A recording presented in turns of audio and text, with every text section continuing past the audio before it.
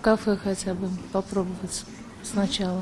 16 лет проработала медсестрой, но всегда хотела быть поваром. После увольнения Альбина Шепелева не отчаялась. Пришла в центр занятости и записалась на курсы. Через 3 месяца учебы ей подберут работу мечты. Родители моим нравятся очень, как я готовлю, и они хотят, чтобы я еще лучше готовила. И таких историй в центре занятости у каждого второго. Сегодня на выбор казанцев 17 тысяч вакансий. В основном рабочие специальности – продавцы, швеи, строители, воспитатели. С начала текущего года у нас за 9 месяцев обратилось 2800 человек. Мы порядка 50% уже трудоустроили.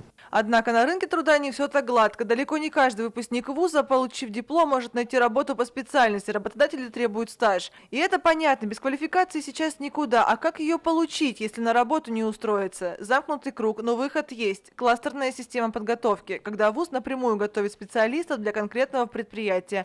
Впрочем, говорят в центре занятости, специалисты с высшим образованием всегда востребованы. Мы представляем банк вакансий, и человек должен выбирать то, что ему непосредственно нравится, и то, что он желает по душе. С начала года проведено 49 ярмарок вакансий. Результаты есть. Трудоустроено более 1000 человек. И такие ярмарки продолжатся до конца года. Алина Бережная, Ильшат Мухаметов, ТНВ, Казань.